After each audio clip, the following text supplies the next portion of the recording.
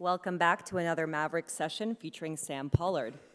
Sam Pollard was born in Harlem. He is an editor known for his work on the Spike Lee films Mo Better Blues, Clockers, Four Little Girls, and Bamboozled. He also edited the television documentaries If God is Willing and The Creek Don't Rise, and Sinatra, All or Nothing at All. Pollard's credits as a director include Slavery by Another Name and Two Trains Running. Sammy Davis Jr., I've Gotta Be Me, is his latest film. We're gonna roll a clip and then welcome him out to the stage.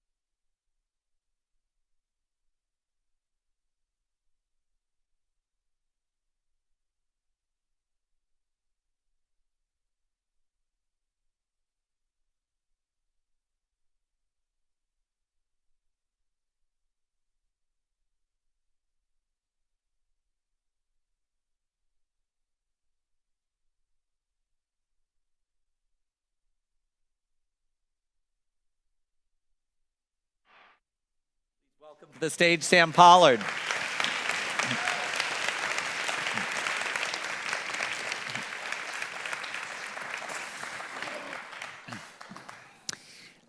Sam, I want to ask you some questions about Sammy Davis Jr., but before I get to that project, I also wanted to go back a little bit deeper in your history because you've had the opportunity to work with so many interesting other figures. And the person I wanted to start with is St. Clair Born, black documentary filmmaker, working in the 70s and 80s, at a time when there wasn't a whole lot of African-American filmmakers getting it done.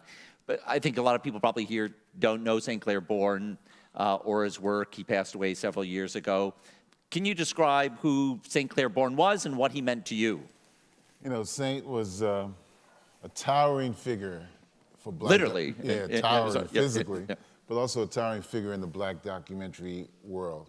And we all really looked up to him. And when I was a young assistant editor, I used to see him in different, post-production centers, and I was always in awe of him, always in awe and a little frightened of him. And I used to ask people, who's that guy? Who's that guy? They said, St. Clair Born. And he used to wear these, in the wintertime, he wore this long leather coat, and he'd have this big leather bag on his shoulder, and he had this big, huge bracelet. And those are the things I remember about him. But about 4 or 5 years after I had sort of been introduced to him and seen him, another colleague of mine, a gentleman named George Bowers, who had been an editor and had become a director, recommended me to Saint in 1980 to edit a film called Chicago Blues. And I spent 6 to 8 months with Saint in the editing room as we were editing, putting the film together. And he was like a big brother to me. I looked up to him, and what he did for me was, at that time, I had sort of thought, I didn't want to get the label of being a black editor or a black filmmaker. I just wanted to be an editor. I just wanted to be a filmmaker. But spending all that time with Saint made me understand that as a person of color, as an African American, that I had a tremendous responsibility. Anytime I had an opportunity to tell our stories, that's what I should do. And so from that experience with Saint, that's sort of been my prime objective, to work in films that told the stories of the African American experience. And Saint was like always there for me. You know, we used to talk 2 or 3 times a week at night. He'd give me advice about films I was working on, films I was editing. He gave me advice when I started to be a producer at Eyes on the Prize. He was a major role model. So I was, quite honestly, the day he died, I was devastated. I was absolutely devastated because I miss him to this day. And anytime I can speak out his name, that's important to me. You know. Well, you mentioned Eyes on the Prize that you worked on, and that was the second figure I wanted to ask you about is Henry Hampton, the visionary who created Black Sides, the Boston company that produced Eyes on the Prize and many other programs. I mean, that was a directing breakthrough opportunity for you. You directed 2 episodes of Eyes on the Prize 2, the second series. That's right. Yeah. That's right. It was called Two Societies and I Ain't Gonna Shuffle No More. And Henry took a big chance on me. I had been working at this series as an editor called 321 Contact for the Children's Television Workshop in '86, '87. And the young lady who was my assistant had worked on Eyes 1. And she said Henry was looking for a producer. So she gave me his number. I called him up. He invited me to come to Boston for an interview. I went up to Boston, we met, and he decided to hire me. Now, I had never produced anything, you know, so. Good luck. He hired me as a producer editor. I was supposed to produce and also edit. And he had this unusual arrangement where we were gonna do 8 shows, and he had what we call these salt and pepper teams. So it would be 2 producers, 1 white, 1 black, and we would co-produce. One would be the lead producer of one of the shows. We had 2 shows each team, and one would be the co-producer on one show, the lead producer on one show, and one would be the lead producer on the other show. So I learned how to interview, I learned how to shoot stuff, and I realized, I used to complain all the time, these directors and producers don't know what they're doing, they don't ask the right questions. When you were an editor, watching the footage in the room. I would say, these guys don't know anything, these ladies don't know anything. I'm gonna show them. So as soon as I go out in the field, as soon as I have to come up with my own questions and my own story ideas, I said, this producing is hard. And then I get back to the editing room on the first show, and I put it together, and we had a rough cut screen of all of the first 4 shows. And after the rough cut screen of the show that me and Sheila Bernard, who was my co-producer, that we did, Henry called us into his office the next day, and he gave us a real tongue lashing. He said, Sam, Sheila, this show is terrible. He says the structure doesn't work, you know, the storyline doesn't work, and Sam, the editing isn't any good. I had to feel like a knife was in my back. Whoa. And then he gave me this big ultimatum. He said, this is Friday, go back to New York for the weekend and decide on Monday if you want to continue to be a producer or you just want to edit, because maybe you can't do both. Whoa. So I had one of those come to Jesus moments. And I was agonizing all weekend. What should I do? Should I edit? Should I produce? Should I forget this producing? You know, I had never had anyone tell me that the editing was terrible. So that Monday I flew back to Boston. I took a cab from Logan Airport, went to Henry's office, and I said, Henry, can you afford not to have me edit? Can we afford hiring another editor? And he said, yes. So I said, I'm not gonna edit anymore for this rest of the series. I'm just gonna co-produce. And that's when I became a producer. That's when I became a producer. I wonder, on Eyes, I want to ask, because it's such an iconic and truly important work of American history. What did you learn on those shows? Can you think of anything specific, figuring out a scene, or the way it was something you learned in the field interviewing? Yeah. The big thing I learned on working on Eyes 2 was that sometimes when you go out with a certain plan of action as the producer, those things can fall apart. Great example. We were doing a show about Muhammad Ali and how he turned from being Cassius Clay to Muhammad Ali and joined the Nation of Islam, and then when he refused to go to Vietnam. And we had been trying to reach out to Ali to do an interview. And we sent him letters after letter after letter, and he finally consented. So we, myself, my associate producer, the cameraman, sound person, we flew someplace outside of Michigan to his house. He met us at the airport. He drove us, we followed him in his car to his house. We set up the cameras and the lights. And this was when he had the Parkinson's. And he didn't talk much. And I sat and interviewed Ali for about a half hour, and his answers were like one words. And when we got back to Boston and we started to edit that segment, and we put Ali in, it just didn't work. You know, and it was one of those big decisions I had to make. Do we keep him or do we have to take him out? Yeah. And we took him out. Yeah. You know, it was like one of those things you said, it just didn't work.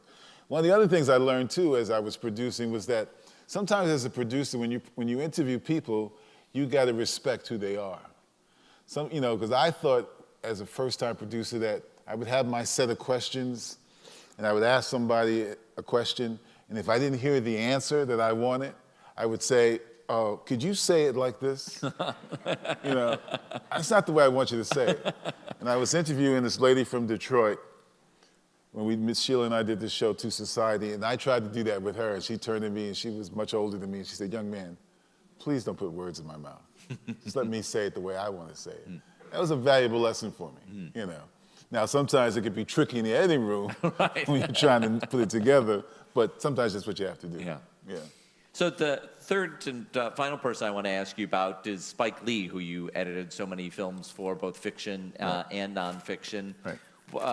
What did it mean when he came along? You know, you'd already worked with some pretty, major filmmakers, but I feel like when, She's Gotta Have It came on the scene, Spike Lee brought like a different attitude. Revolutionary. I had seen that in the theater on 66th Street in Broadway, and it was like revolutionary. It was so innovative. So fast forward 2 years later, he had done School Days, and then he had done Do the Right Thing, right? I had just saw Do the Right Thing in Boston with my now wife, and I guess it was about 4 months later, this guy called me out of the blue, because his production manager was a buddy of mine. He was getting ready to do this jazz film, which became Mo Better Blues. And I was intrigued, to work with this guy. We met up at Martha's Vineyard, and he hired me. And I have to say to you that over those 20... And had you really cut fiction before that? I had cut fiction. You had, okay. I had cut some low-budget features in 1980 and 1983. I won't name the titles. Yeah. I already cut fiction. So I knew how to cut fiction. So the thing that was so, to me, revolutionary and challenging about Spike was that he always, would try things as a director that would then, when you got in the editing room with that material, you would say, wow, I got to do something different with this stuff. So for example, when I edited Jungle Fever, he has a great scene with the women all talking about black men and their relationship with white women. Spike improv that whole sequence. He shot it with 3 cameras. He gave the actresses a lead line, but then they were supposed to improv. And it was such a wonderful experience, because it was like, for me, going back to my doc editing tools, having to shape this from this improvisational dialogue. And he would try those things, When I did Bamboozle, he shot a sequence with he shot almost all the sequences with like 6 cameras. So I had the challenge of trying to figure out how to make that stuff come together, how to make that stuff come together. Spike was a guy who doesn't talk a lot, but he carries a big stick, and he knows what he likes. He's one of the few directors that I've worked with that is never indecisive. I don't agree all the time, but never indecisive. I'm curious what those edit room dialogues are like with him, but especially on the New Orleans films that you did together, where you were also producing. Co-produced. Yeah. I'll give you two parallels. When Saint and I would sit in the editing room and talk and work on the film, it would be like a real good dialogue. We would talk about the shape of the film, the implications structurally, you know, what we're trying to do. With Spike, he'd come in the room and look at the cut, says, I don't like this, I like that, change this, what about that take? I'll come back in a few days. That was it. We never talked. We never kibitzed. You know, I edited a film for Ernest Dickerson, his longtime cinematographer. After I had done Mo Better Blues and Jungle Fever, I did Juice. And me and Ernest would have these great dialogues, great conversations about not only the movie, but about other movies. Spike and I, in 20 years, if we had like a 5-minute conversation other than what was in the film, that was unusual. Okay.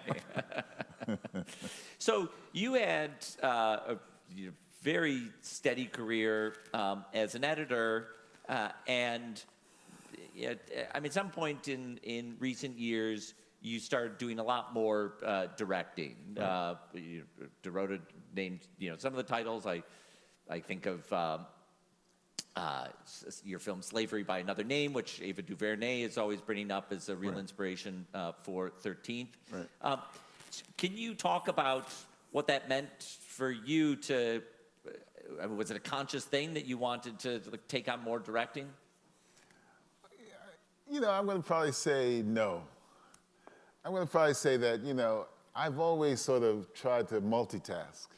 You know, I like to edit, and I always enjoyed the process, even though sometimes it can be frustrating and challenging with other directors.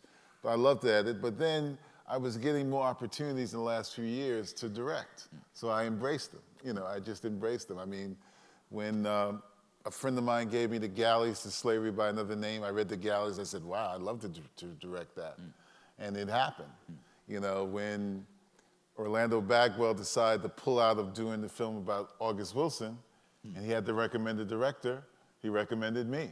You know, when my buddy Ken Bowser had pitched to American Masters doing a documentary about John Ford, John Wayne, and he couldn't direct it because he was involved with another American Masters project, he recommended me. So, you know, and people started just seeing me more as a director. So I just sort of embraced it. It wasn't a conscious decision, but I embraced it, you know. And I just, you know, here I am in like the 4th decade of my career, and I still love movies. I still love documentaries. I still love the process, you know, and it's just exhilarating. I still love talking to young documentary filmmakers, aspiring documentary filmmakers, because I always say that something that Saint and Victor Konevsky and George Bowers taught me was that all this knowledge that I have is a responsibility to pass that on to another generation. Really important, because I'm not going to be here much longer, you know, so it's important to see the fruits of other people's labor. Well, you teach at NYU and at SVA, and you know, I know many filmmakers who have had you as a teacher, and I know many other filmmakers who haven't had you as a teacher but have called upon your expertise to come into the edit room and you know and do consulting. So. You know, clearly that's something that you have a knack for. I just love it. Yeah. And I love looking at films. I love looking at rough assemblies, rough cuts, giving my 2 cents. You know? So in looking at lots of, you know, first-time filmmakers' work, are there recurring things that you feel like you should just tell every first-time filmmaker in advance? Yeah, the simple thing is trust your instincts. Trust your instincts. You know, you may be trying things that none of us have tried before, conceptually and structurally, but trust your instincts. Because sometimes that makes for special work, you know. Trust your instincts. That's the first thing you should do, you know. And it's always gut-wrenching to make a film. You know, it's always gut-wrenching because you have to deal as filmmakers with what? The notion that you might fail. But I always say that failure is like a pretty normal thing in life. So embrace it. Embrace it. Because the only thing that can happen is you fail, you get right back up and do it again, you know. I've edited a bunch of films at the first cut. I used to tell people, they used to think that just because I had a long career that people would see my first cut and say, wow, Sam, it's perfect. Never, ever happens. It's never happened that the first cut of anything I ever edited was like perfect. The first thing I ever directed, the first pass assembly, never if anyone says, Sam, it's just brilliant. Doesn't work that way. Steve Wexler, who cut Sammy Davis, can tell you the truth. So let me ask you about Sammy Davis Jr., Sure. I Gotta Be Me. But if I understand correctly, the project originated within the American Masters group at New York's WNET public station, and then they brought it to you, is it? Yeah, Michael Cantor and Larry Maslin, who's the writer, they had sort of developed the project, and they had been able to do a huge proposal, which they sent to NEH, and they got funding for it. And then they were looking for a director. And I'd known Michael for a long time. And Larry and I are colleagues at NYU.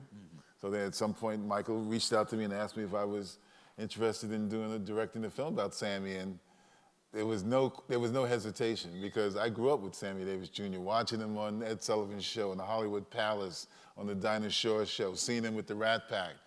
This was a guy that I really dug, and I had just come off editing for Alex Gibney, the 4-hour documentary on Sinatra. Okay. So we had a whole section in there about Sammy. You were deep into the milieu. I was already deep into it, I think something that your film explores is that your perspective on Sammy Davis Jr. probably depends on how old you are and, what part of his career you first took notice. So, a point you make is that if you were just tuning into Sammy Davis Jr. in the 70s, post his embrace of Nixon, and when he's a kind of ubiquitous figure on talk shows and singing Candyman, you probably think of him as a kind of square figure. Out of step. Yeah, that's right. Step. And what was your own personal perception? Well, my perception was I grew up with him in the 60s. So I remember seeing him as a 12, 13, 14-year-old on the Ed Sullivan Show. I remember seeing him in Ocean's 11. I remember seeing him, in The Man Called Adam.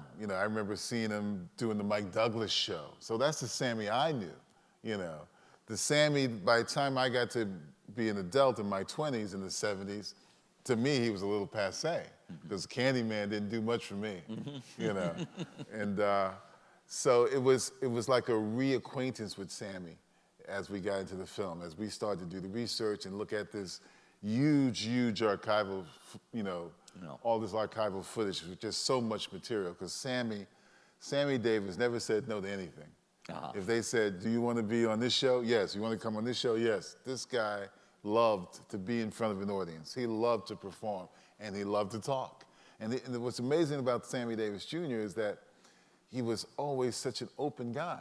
He let himself be vulnerable. He was able to talk about himself in ways that really, Sinatra didn't talk like that. Dean Martin didn't talk like that, but Sammy did. Right. You have clips where, I don't know what talk show host he's talking to.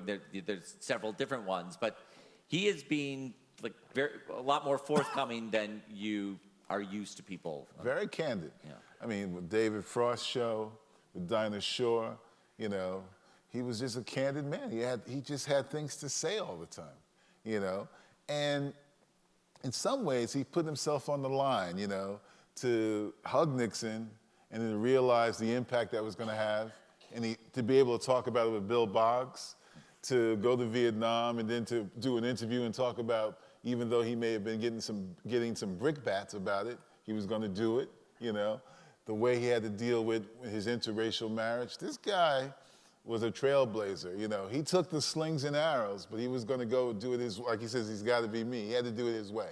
Yeah. It's such a complicated life. He's personally complicated. He's politically complicated.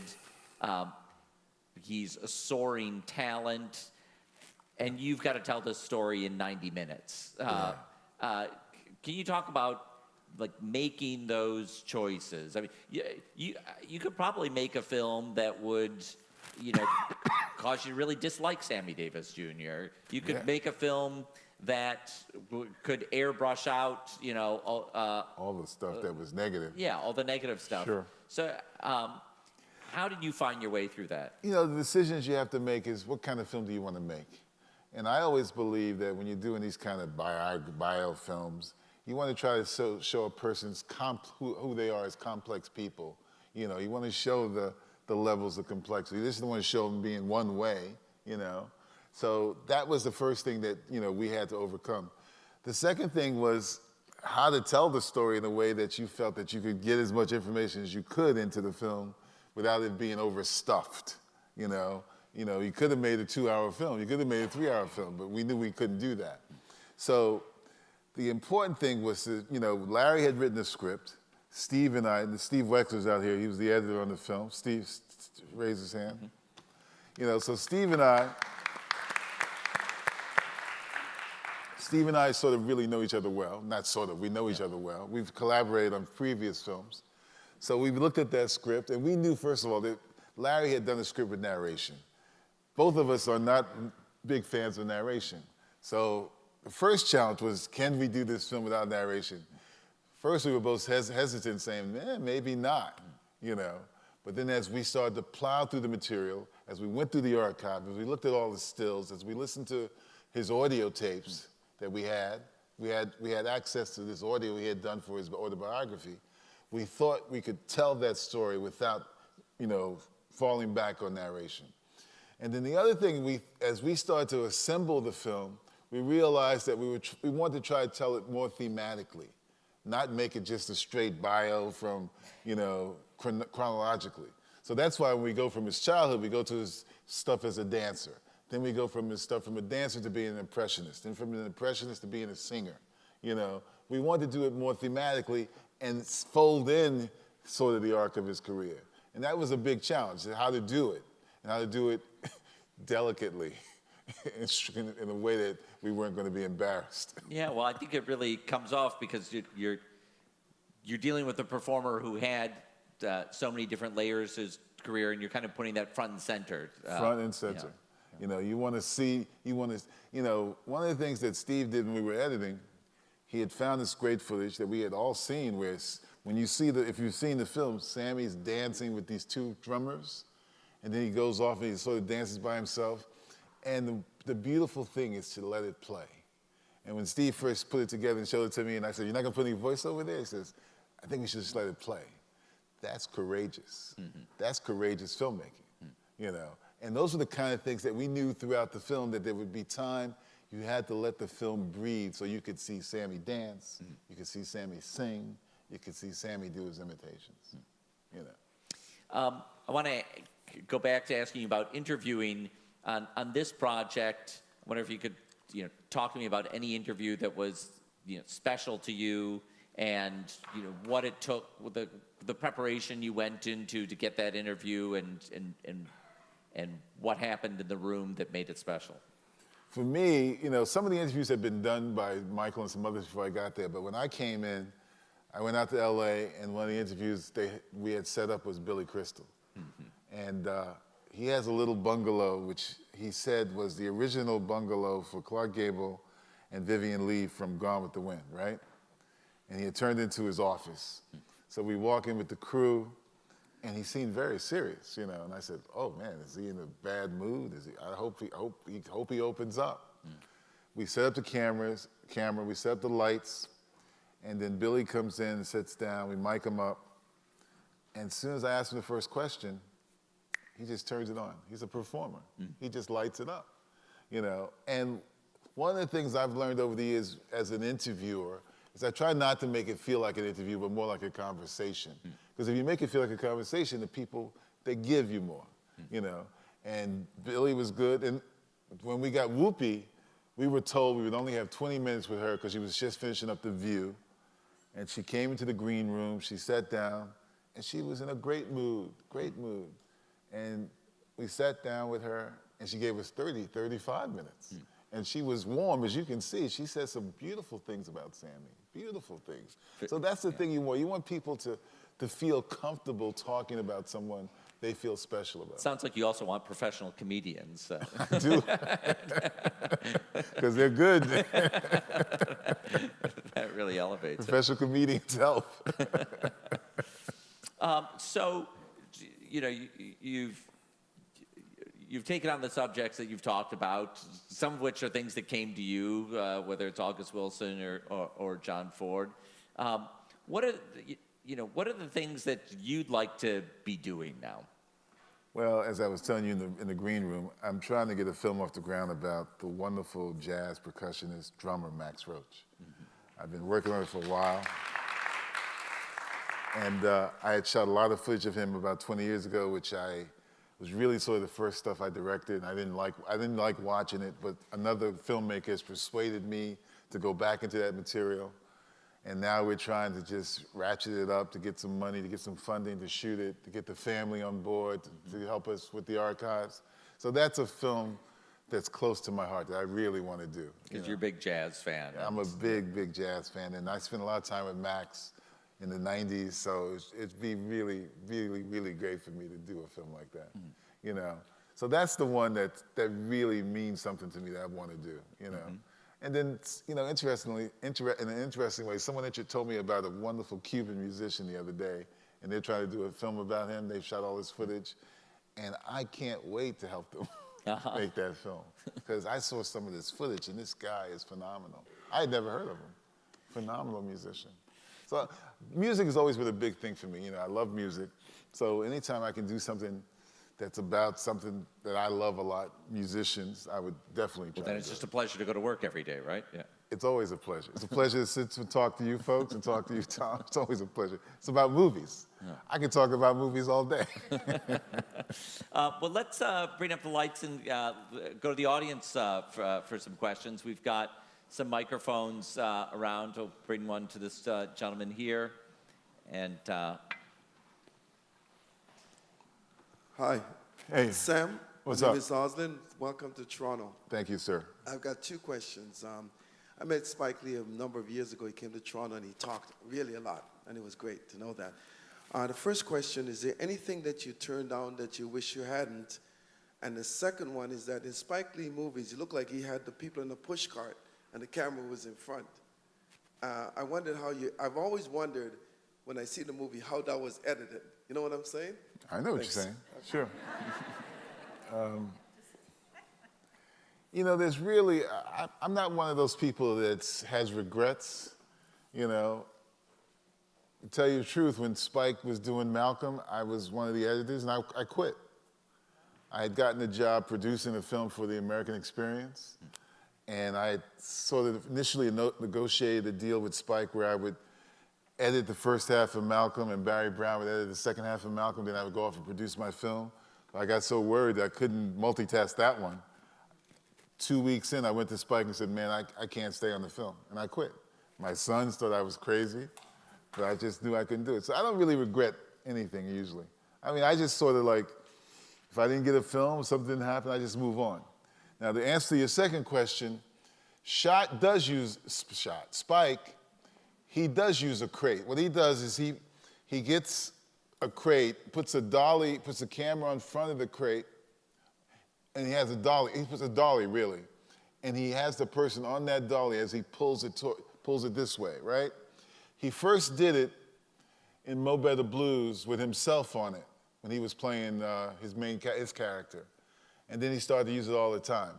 Now, people don't realize this, but Melvin Van Peebles in 1964, his film, The Story of a Three-Day Pass, he did it. He did it. That's the first who did it. If you go back and watch that film, Melvin did it.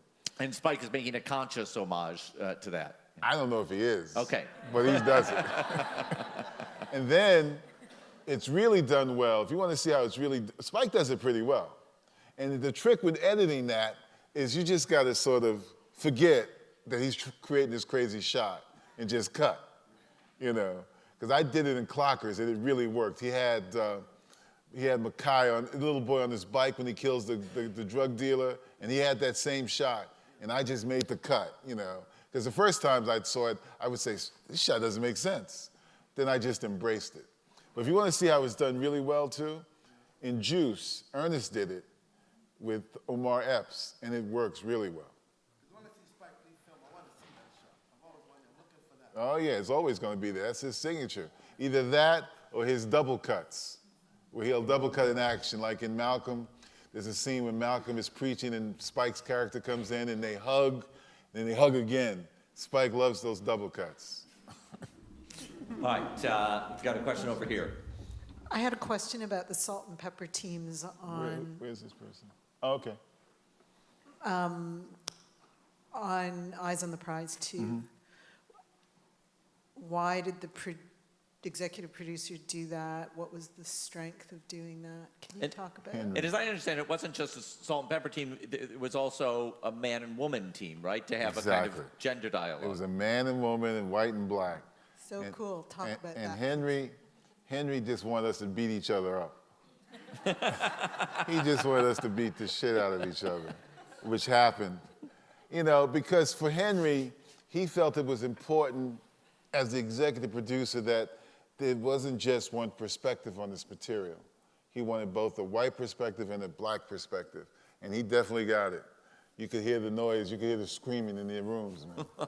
And we lost a producer on one of the shows, two of the shows, because she just couldn't handle dealing with her white counterpart.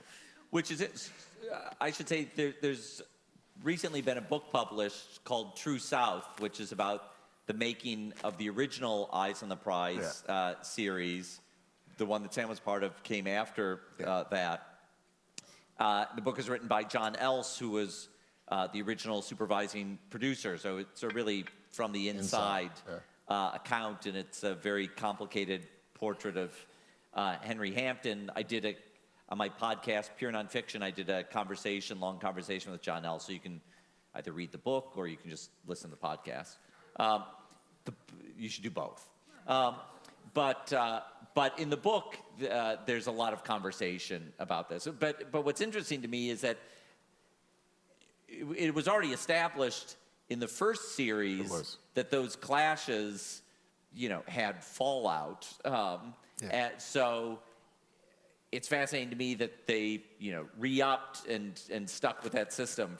He wanted that kind of tension, because he felt that with that kind of tension, it would be challenging each perspective in terms of what we felt these shows were about, I mean, it was pretty challenging. And when I really became a producer with Sheila, we really had some tough times. I mean, she's like in denial now. She thinks it was all roses, but I don't remember it being all roses. All right, we've got some hands up, so let's get this woman a microphone, and then we'll get one here and one back there. Thank you very much, and welcome to TIFF. Thank you. While you were working on Sammy's film, was there anything that really jumped out at you that you were surprised to learn about him? What jumped out at me was that dancing sequence. I always knew he could dance. I always knew that. But I think by the 60s and 70s, Sammy wasn't dancing as much. He was singing more, he was doing impressions more, he was acting more. So I could see him dance, but that sequence alone was just so extraordinary to me. I said, wow, this guy was phenomenal. And then when you fast forward to the sequence with him and Gregory Hines, he's like, it breaks your heart. He's so good. He's so phenomenal, and he could hold his own. You could see that. But you could see, Do you find that he was underrated, Sammy? Yeah, because most of us don't think of him as a great dancer. Most of us don't. If you ask anybody about great dancers in the black community, the names that I grew up with was Bill Bojangles Robinson, and the Nichols brothers. And they're all great dancers. But Sammy was just as good as those guys, And when that film that Gregory did years ago, that feature film with all the dancers in it, Tap, you see all these guys, Honey Cole, all these guys are great dancers. Sandman Sims, great, and Sammy was just as good. All right, got to bring a microphone to this woman up front, and then we'll get this guy on the aisle, and that's probably all we're going to have time for. Hi, Sam. It's a pleasure to hear you speak again. Thank you. Can you speak a little bit about the director-editor relationship within yourself and with the people you work with? You touched a little bit about your relationship with Spike. Right. I'd love to hear about when that relationship works really well. Do you feel that you see that on screen? Yeah, I think that's probably, for me as a filmmaker, both as an editor and as a director, it's a vitally important relationship. I'll be honest with you, when I was a very young editor, I was very obstinate and very difficult. You know, I had been taught by an editor that the editing room was my kingdom. Director should stay away from me. Just let me edit. And then when you came in, you're supposed to just genuflect and say, you're great, you know. But I had a rude awakening in one experience where the director told me, you forgot who the director is, Sam. So as I matured and I got older, I realized that, you know, when you work with a director, you have to respect their vision. You know, you got to challenge them sometimes, but you have to know what the boundaries are. You have to know the boundaries, and you try not to overstep the boundaries. Now, I'll be honest with you, sometimes there's been some directors I've worked with that I overstepped, even as I got older, because you developed a relationship where you felt you were friends, and you could overstep. You could say, Saint, that's terrible. It won't work, you know. But then you realize, you learn as you edit, and you become more experienced. There's some directors you can't say that to. I never, ever raised my voice to Spike. Never, that little guy. Because I knew that if I said, Spike, that's a piece of shit, I would be gone. So you just have to, you know, all of us who edit for a long time, we learn the lay of the land, how to interact with people. Now, is it frustrating sometimes? Do you feel handcuffed sometimes when a director says, I want you to try this, and you say, well, I don't think it's gonna work. I want you to try this. The thing that's really great about the nonlinear technology today is that in the old days when we cut film and you told the director, I don't think this is gonna work, they would know that you would have to go back and undo everything or make copies of it and recut it. Nowadays, I don't usually, if I'm editing, I don't say no, because I know I can just redo it because I'm working on an Avid or Final Cut or Premiere. If it don't work, just Apple Z, you know. But you try, you know, you want to try to be respectful. You want to try to be respectful. And I'm probably, quite honestly, as an editor, the best way for me, the best time is I'm working with young directors. I'm probably better with first-time directors because I'm probably going to be more giving because I'm really helping them try to find their legs, you know. And I'm never going to beat up on a young director, you know, because I know. Can you talk about a specific film where that was the case? Yeah, when, you know, Charlotte Lynch did her first film about Shirley Chisholm, she asked me to edit the film. Charlotte had never directed a film before, and Charlotte's pretty strong. So in the editing room, we would put structures together, and I would have some issues with them. But I would always do it in a way with Charlotte. I would articulate my rationale for why I didn't think things worked, you know, and I wouldn't like try to beat her up. I would just try to say, Charlotte, maybe we shouldn't try it this way. Maybe we should try it that way, you know. And sometimes she would say, let's try it. Sometimes she'd say, no, I think this works better. So I'm always really pretty decent with young directors, you know. But it's hard. I mean, even now, I did a show with Morrow a few years ago, the Sound Breaking show. And I always tell this story. I cut 2 shows for them. And the first, Just describe what the the show was about producing music, you know, from the Beatles all the way through hip hop, you know. And I had to do a show about hip hop, you know, about sampling.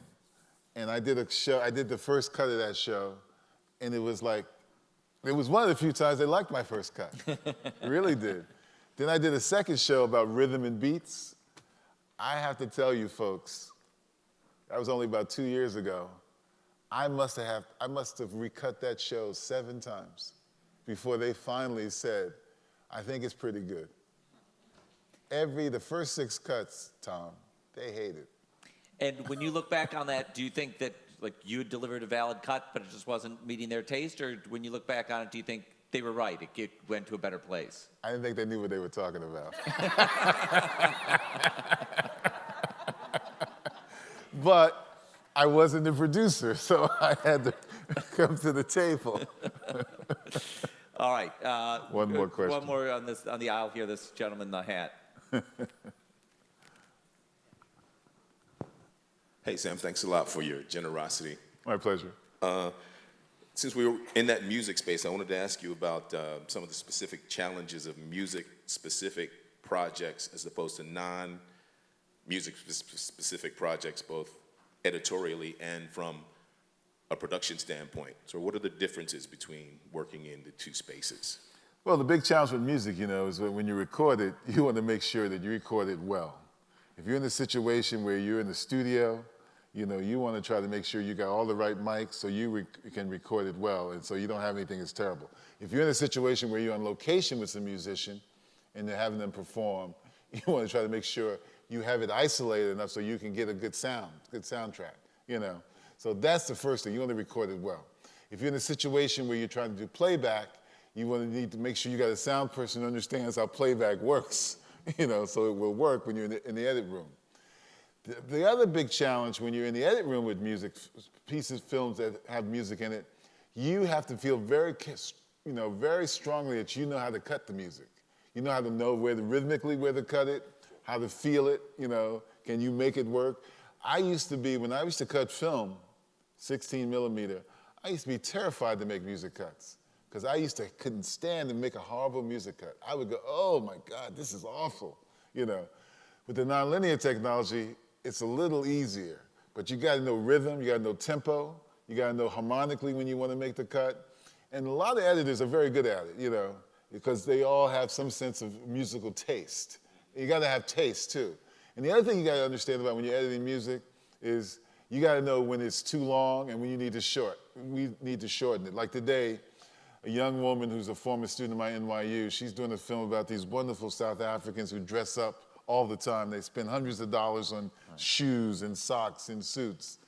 And she cut the end title sequence, and the end title sequence had a great piece of music, but it went on for 3.5 minutes. So I said, Stacy, you gotta cut that music. You gotta make a music cut. Now she's probably gonna be terrified. It's my last story, then I'm gonna stop. On Bamboozled, Spike had given me the music for the end sequence, the end credit sequence. And being, having my ego like I do, I thought there's a piece of this music I don't like. So I made a music cut, and I tailored all my shots to that music cut, that sequence. And I didn't tell Spike I made the music cut. We get to the mix, right? And we're near this last reel. We play this music sequence. And Spike says, what happened to the middle of that music? I said, Spike, it didn't work. I cut it out. And I didn't have enough good footage, He says, Sam, put that music back. I love that piece. You can't cut it. So that night, man, I had to go back to the edit room, spend 2 hours. I put the music back. Then I had to find all these new shots to make that damn thing work. Can't always please the director. You can't always please them. We have to wrap this up to move on to our next one. Sammy Davis Jr., I Gotta Be Me, has another screening coming up at TIFF, so I hope you get to see it if you haven't already. Tomorrow, 6:45 at, what's it called, Scotiabank? 6:45. 6:45. Be there. You won't be disappointed. We're going to have a quick turnover for our next, but big thanks to Sam Pollard.